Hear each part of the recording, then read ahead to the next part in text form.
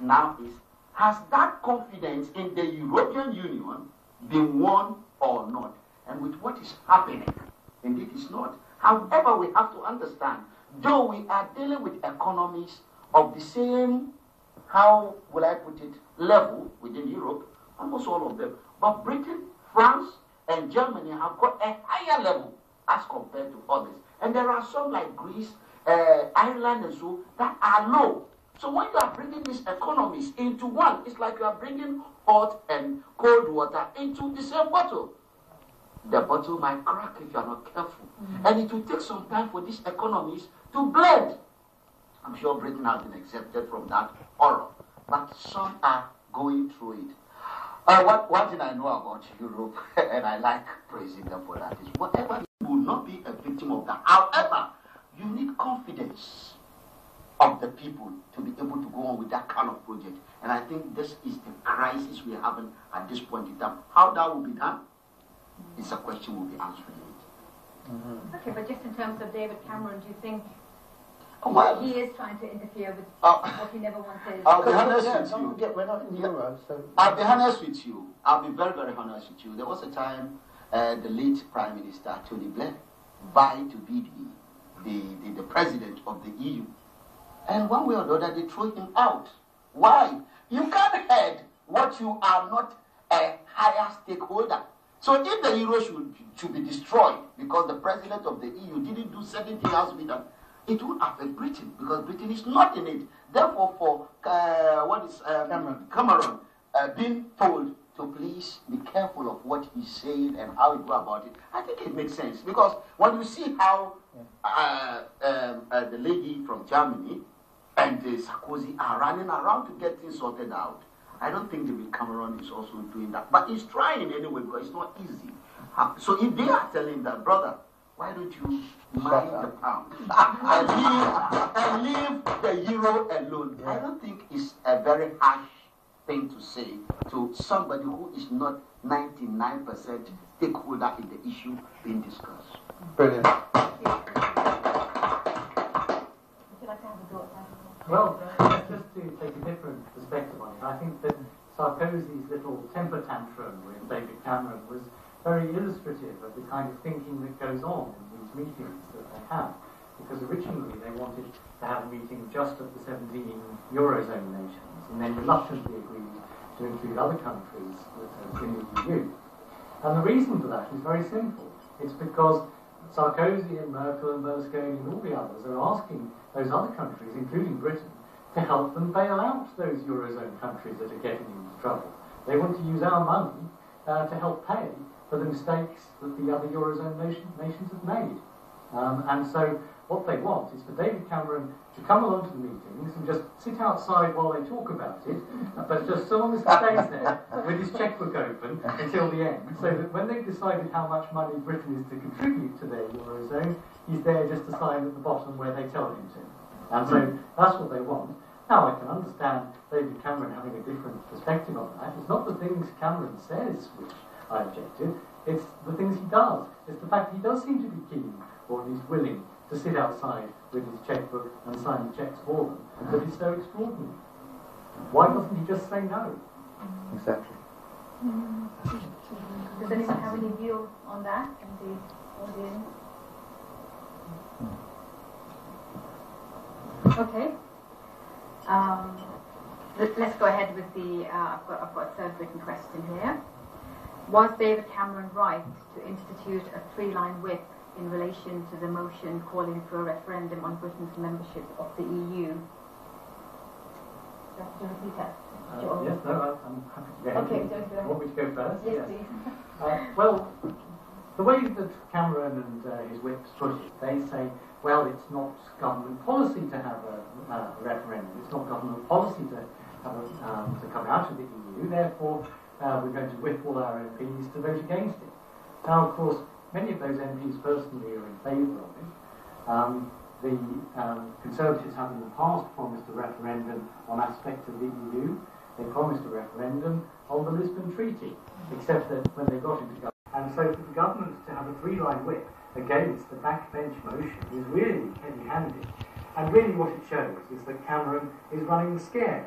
this whole issue is being debated in Parliament because 100,000 and more people have signed petitions to say we have not been consulted on the EU. Nobody has asked us.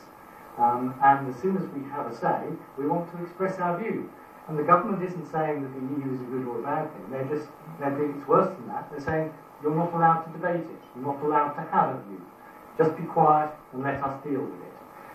It's the most heavy-handed dictatorial approach one could imagine. And it's a problem that Cameron has created for himself. Why doesn't he just let people debate it? Does anyone here think that Cameron is being heavy-handed and dictatorial? I don't think he's being. It's more of a question. Should Britain allow people to talk about the war that we just had in Iraq? Because at the moment, a lot of people felt bad about that. They didn't feel that they had an opportunity to go into that. There's no question whether we should. What was the real reason behind it? Even now, we're still not clear about the reason for going into the war. And isn't a referendum similar to that? Because less people ask questions, the better it is for the nation. Because maybe the nation just want to open themselves up to being seen to be wrong. No, but I mean, I look at it from a totally different point of view. The referendum, this is, I can't even put it into words, quite frankly. This is about our sovereignty, British sovereignty. This is about you, me, everyone in this room, right away across the country. British sovereignty is being eroded and destroyed by Brussels. The EU is completely destroying this country. 12.5 billion of taxpayers' money paid into the EU every year. We're getting nothing for it. As far as the wars are concerned, that are going on across the world, that's another issue. Yes, should we talk about the wars? Should we? For a start, we shouldn't be. A lot of those wars, in my opinion, we shouldn't even be involved in. As far as the EU is concerned, this is a very potent subject. Thousands of people came into Parliament today with this issue on their minds. It's something that's been beating at everybody's heartstrings for years.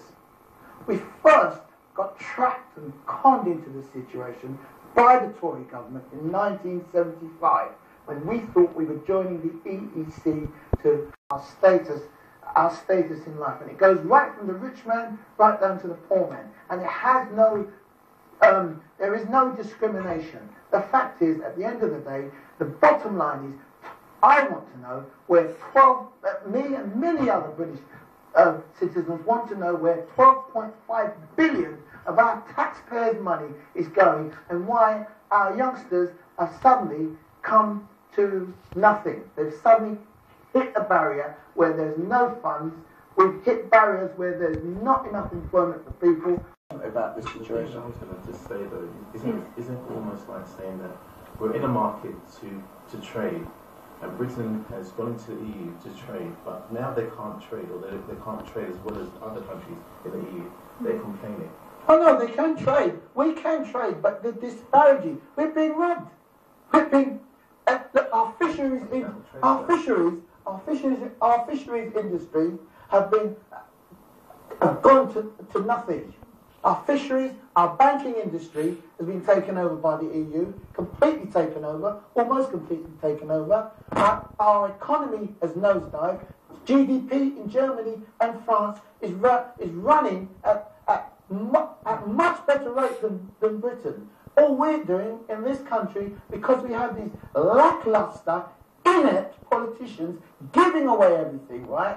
All we're doing is acting like lapdogs. Tony Blair done it, and now David Cameron has taken his seat and doing the same thing. What a con. Wasn't this the man who said... I think Winston has covered a huge amount of ground there, more than I am covered. Let's get that straight. Gentleman at the back, sorry, is it Frederick? Yes, you mentioned the Iraq War in that, and I think there's clearly a lot on that which has not yet come out. I don't know if we'll ever find out the whole story on what the Blair government was up to there. He also mentioned international trade, and one question that people have been asking is, well, what is Britain's position regarding trade? Supposing we weren't in the EU, what would that mean to British trade? But of course, 80% of British GDP, the British economy, is purely internal, within the UK. And when it does come to international trade, Britain has always had much stronger trading links outside of just continental Europe compared with other EU nations. So our trade has been all over the world rather than just with immediate neighbouring countries. Would you like to Yes, add anything? yes. The issue before us here that has to do with the referendum and the whip issues and so on. I want to see it as bureaucracy. Why are the people not giving the chance? Some of us are asking why. Maybe they are treating these people the way they treat people on the continent of Africa. Now, my serious question is, if this, when individual citizens are denied simple decision on their sovereignty, what you call the Cameroon government, what they should be doing is to educate their people of the advantages of being in Europe, European Union. I think that should be the case, rather than pretending they don't. And then when it comes to let the people vote, because I believe the people should be informed of the fears of why we don't want to go into Europe, and why we want to be there. And it looks like they want to be there, they don't want to be there. Where are we? So I think these are legitimate concerns that the time, because politicians, if you don't. Mr. Chairman, just one more. In all this heated debate, when all is said and done, where is Nick Clegg in all of this thing? Where are the faceless Liberal Democrats? Why don't they come out the corner wherever they're hiding? Because very soon there'll be no hiding place. And the general election is just around the corner, and we'll call it a year, 2 years, or whatever. Where are the faceless Liberal Democrats? That's what I want to know. When all this is going on. Are there any Liberal Democrats here? No.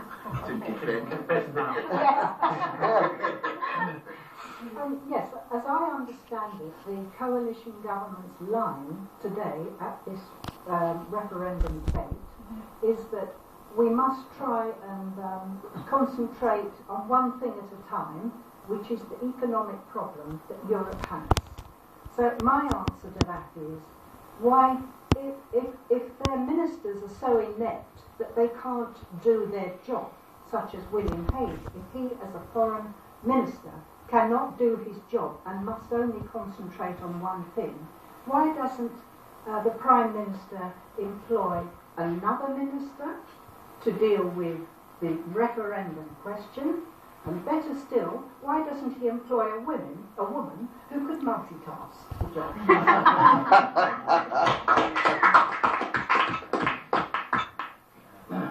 Well, of course, I'll ignore the last part of the question because I don't feel so qualified to answer on that score. But in terms of the one thing at a time argument, which we've heard the Prime Minister use, of course, with more than 70%... And Nick Ferrari.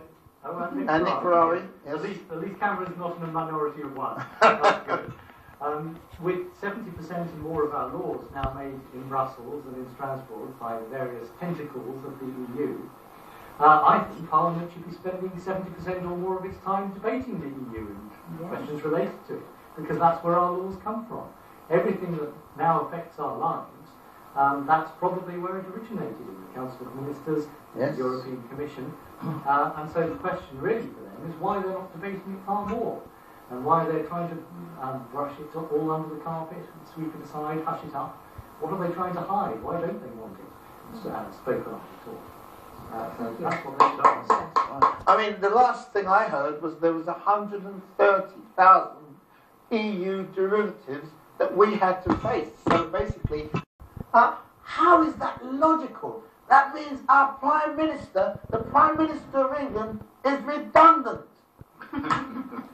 Also on that, there was a kind of hint from Sarkozy and the others that it was somehow unfair or unhelpful to be talking about the whole question of the EU membership at a time when they were in financial trouble with the euro. But of course, a lot of the time, the boot has been on the other foot. So when Britain and its banks had the financial crisis in 2007, 2008, and into 2009, what were the European institutions doing?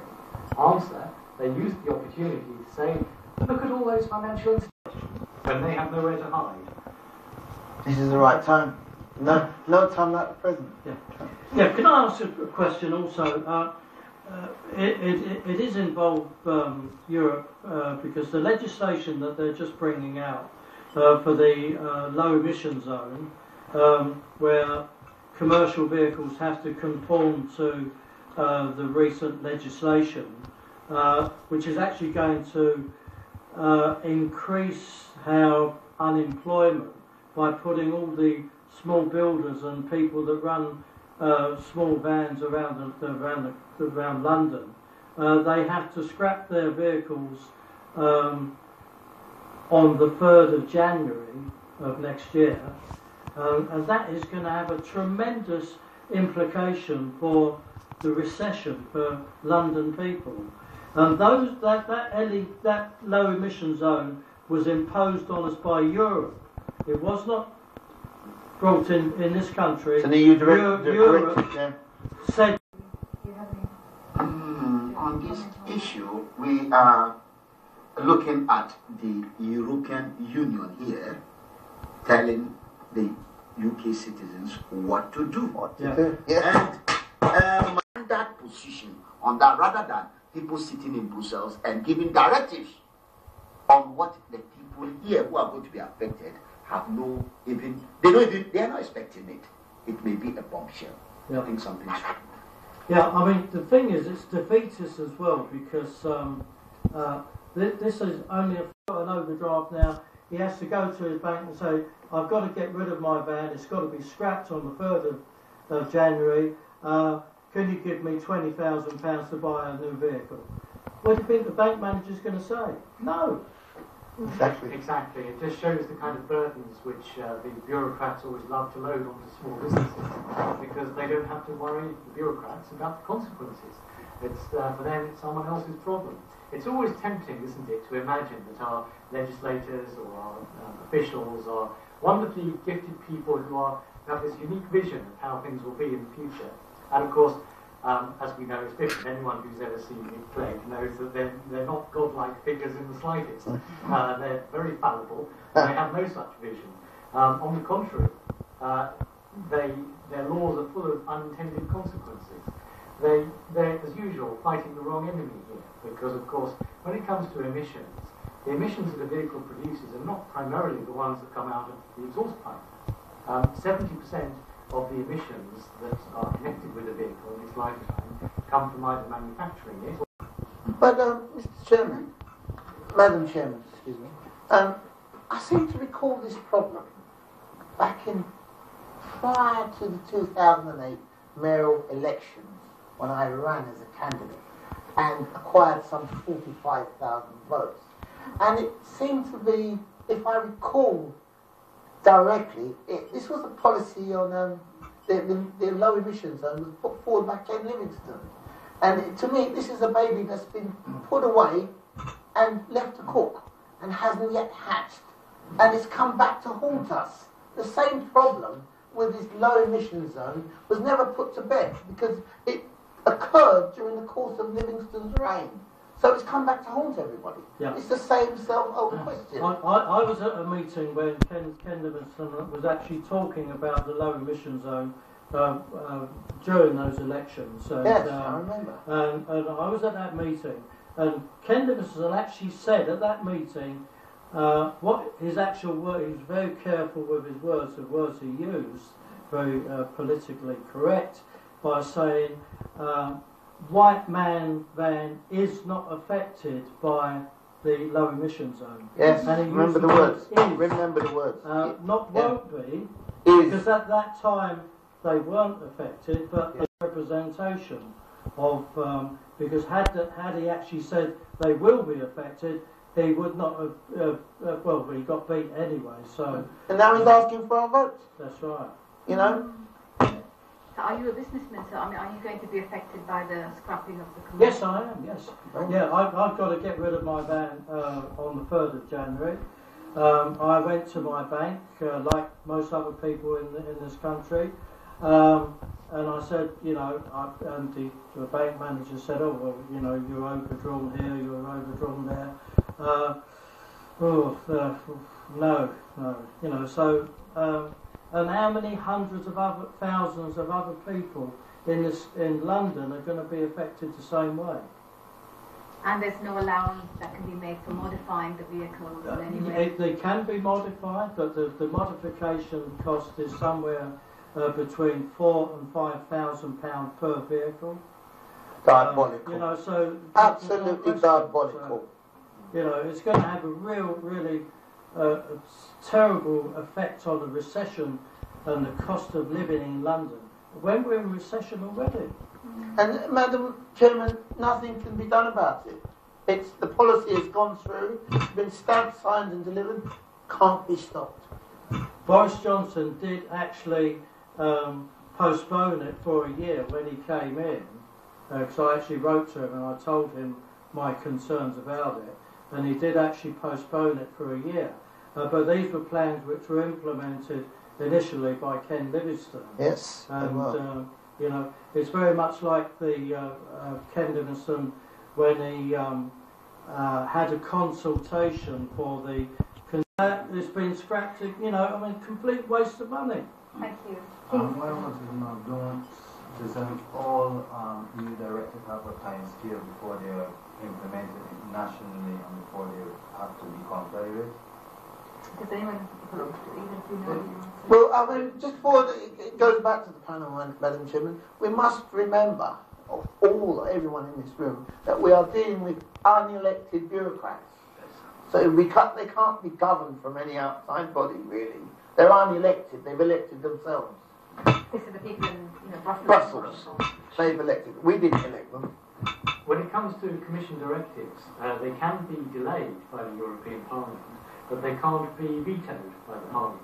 It's an absurd situation where we elect people to represent us in Brussels as MEPs, but they don't actually have the power to do anything. Only to sit there and talk about it and maybe change a word here or there if they're permitted to. And that's it. Because, as Winston pointed out, it's the unelected people that we have no power over at all who get to say what goes on, and their word is law. Did you have a comment on that? Yes, on the issue of the unelected people, that is a very serious concern. But it's interesting at this point, we are not actually concerned about, because there is a president there in Brussels, Manuel Barroso. Nobody elects him from here. Yet, like my co-panelist said, those elected, that is members of the EU Parliament, can only delay the directive from the Commission under the head of the Commission, but they cannot stop it. Now we are having unelected people far away. Most people don't even know them. No. And they are those who are deciding how we live our day-to-day lives. And I think something fundamental is wrong there. Right? But then which one do we take on board? Are we taking on board the issue of being in the European Union in the first place, which the referendum I think is all about, which could have been twisted into maybe something else? That's the problem I have with the governance from here. That why are they not looking for a way of twisting this referendum thing? Because the referendum now is about whether Britain should be in the EU or be out of the EU, which can be twisted into should Britain or the British people be having a say on who become the president of the EU. In other words, as the people here are voting for the members of Parliament, they also vote for the head of the EU. It's an issue that could have been put that way. However, in this circumstance, I think the concern is British will get out of it altogether. And that is what the referendum, those who are calling for the referendum, are calling for. And the danger is there are some people who really want to die there. They don't want to leave whatever happens. We don't know what their date is. I'm sure most of them are those who go to EU and go and represent the people here without the people here knowing what they talk about. Sorry, just on the personal, I'm a 27-year-old female British citizen, and me personally, I hardly know anything about what the EU has to offer our country. So I don't know whether we should be in or out. So as much, it's like you said, they're playing us like we're stupid, but we as British citizens need to push. We need to ask questions. What is going on? What is the EU? What is it about? And we need to know instead of sitting there and being delegated and told what to do. So the British citizens need to stand up for themselves as well. There has been a distinct conspiracy. We, the general public, have not been privy to the argument with regard to what we are doing. They do not realise, because they haven't been privy to the argument, the future damage that it will do both to our national economy and our children's education. And the knock-on effect, as though it hasn't been quite apparent, is the total devastation of British trade and industry across the board, across the whole country. You see pharmaceuticals, farming, fishing industry, a lot across the board. And, you know, it's like taking 12.5 billion of our money and saying to the man who sleeps in the underground, the question I ask is, the whole point of having a government is that we're supposed to trust them. Didn't we vote them in to run the country? So therefore, if we vote them in to run the country, shouldn't we trust the country to do what's best for the people? And the second thing, if it's the case, then why don't we say we have no confidence in the government and have another referendum? we're getting very near that. I think that will be the outcome. Yeah, sure, yeah. You see, that question you just asked, when we vote for a government, we should trust the government. Well, a friend of mine once said, after election and we vote, we should go and sleep. Yeah, because we've chosen people to do it. No, we don't sleep. They can sign on behalf of the nation. There are things they can. So the issue of the referendum is a very serious one. And people like myself are on board, because this is what we want people on the continent of Africa to be talking about. Thank you. Yes. So anyone want to come back to that?